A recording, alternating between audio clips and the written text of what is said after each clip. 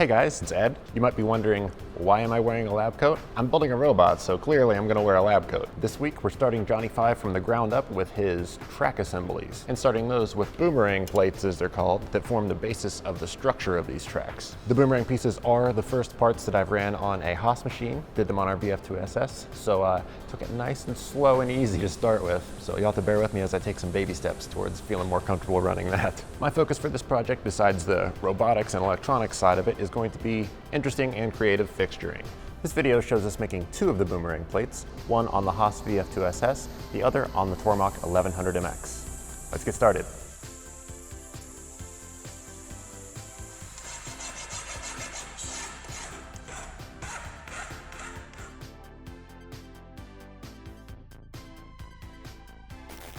A trick we've been using a lot lately to let us treat our super nice fixture plates like our mini pallets is a sacrificial piece of laser cut acrylic between the plate and the part. This allows us to drill or machine clear through the part without any worry of damaging the plate. The thickness tolerance of acrylic is more than good enough for the sort of medium precision work we're doing here. For these pieces, I've modeled everything in Fusion: the fixture plate, the part, the stock, any alignment pins I'm using, which let me just probe one of our fixture plate's dowel pin bores as the XY coordinate system. As a new user, I was extremely spooked by probing, but it's proven to be so much easier and less scary than I expected, both with the Haas VPS systems, probing routines, and probing directly from Fusion.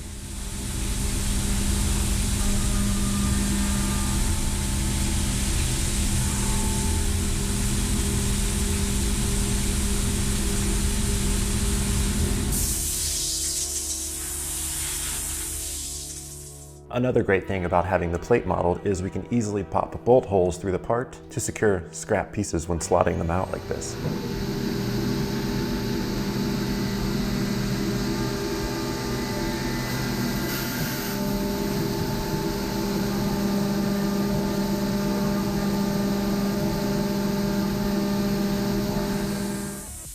And we also have one triangular tab on the right side of the scrap piece to make sure that side stays put.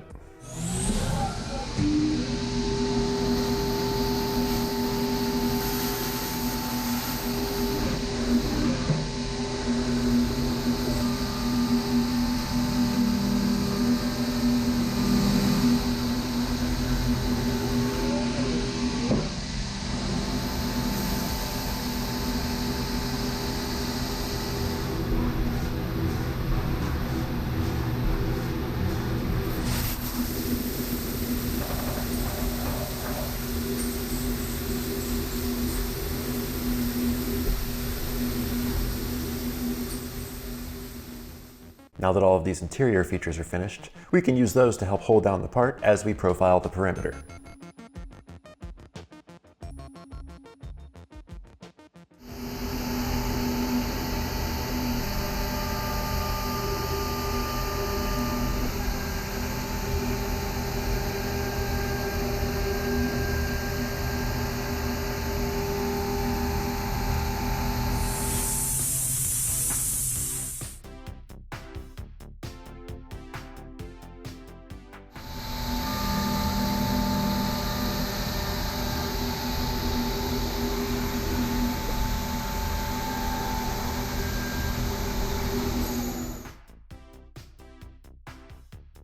Now over to our 1100MX to show you how to do this in multiple setups on a smaller machine. Same basic process. We have everything modeled in Fusion, and we're probing a dowel pin bore for our XY coordinate system.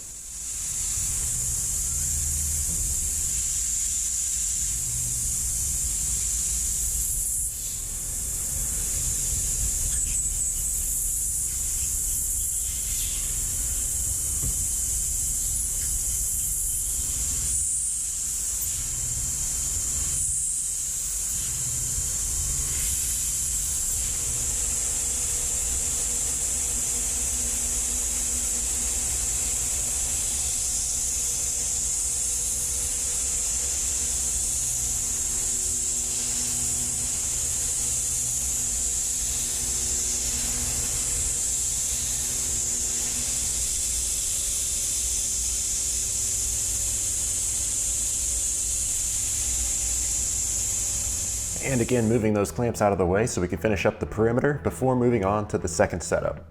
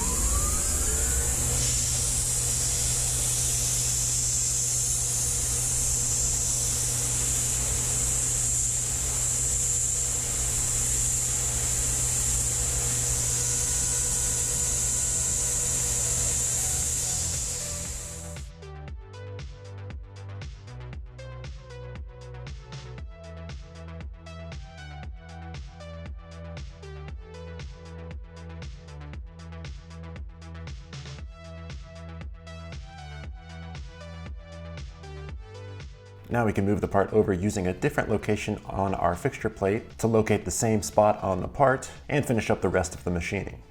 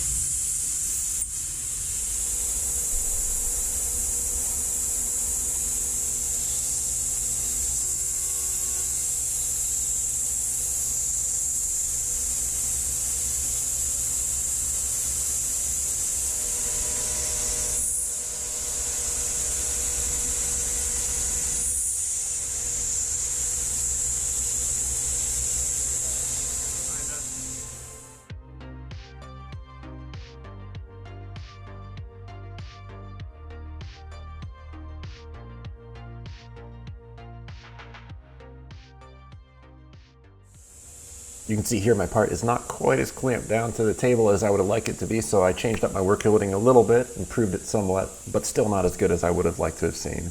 These are the kind of things you only notice after it's been filmed.